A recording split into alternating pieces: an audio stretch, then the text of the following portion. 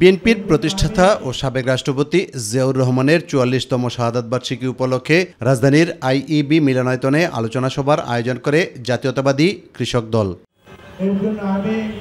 সভায় বিএনপির স্থায়ী কমিটির সদস্য সালাউদ্দিন আহমেদ বলেন, ফ্যাসিস্টরা পুনর্বাসিত হতে নানা ষড়যন্ত্র করছে। গণতন্ত্রের কথা বলি, নির্বাচনের কথা বলি, গণমানুষের কথা বলি, তারা বাংলাদেশের বিরুদ্ধে হয়ে গিয়েছে কিছু কিছু কুচক্রী মহলের। কারণ তারা চায় না কোনো নির্বাচন, তারা চায় না বাংলাদেশের গণতান্ত্রিক শক্তভিত্তি, তারা চায় এই দেশ সব সময় বিদেশ নির্ভর থাকুক। তারা আমাদেরকে দেশদ্রোহী এবং অন্যান্য দেশের এজেন্ট বানাতে তৎপর হয়ে উঠেছে। অপরদিকে যাত্রাবাড়িতে বিভিন্ন শ্রেণী পেশার মানুষের মাঝে খাবার বিতরণ অনুষ্ঠানে বিএনপির স্থায়ী কমিটির সদস্য মির্জা আব্বাস বলেন, দেশে নির্বাচিত সরকার এলে রাজনৈতিক অস্থিরতা দূর হবে। দেশে নির্বাচিত সরকার এলে রাজনৈতিক অস্থিরতা দূর হবে। দেশ এবং জাতিকে বলবো, যারা আজকে নির্বাচনের বিপক্ষে বলছেন বলেন, অধিকার তো আছেই বলার, আপনাদের বলতেই পারেন।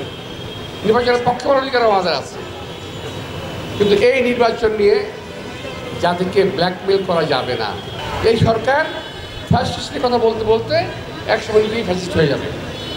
এই ফ্যাসিস্টের আচরণ কিন্তু আমরা ধরে নিয়েছিলাম যে হবে। ওয়ালটন টেলিভিশন মাত্র ২৫,৪৯০ টাকায় পাচ্ছেন গুগল টিভি।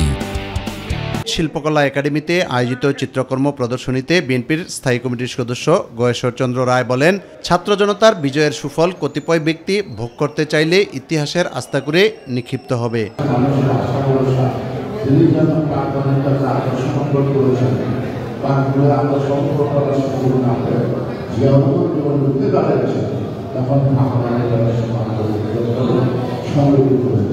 ইউসুফ আলী, মাই টিভি, ঢাকা।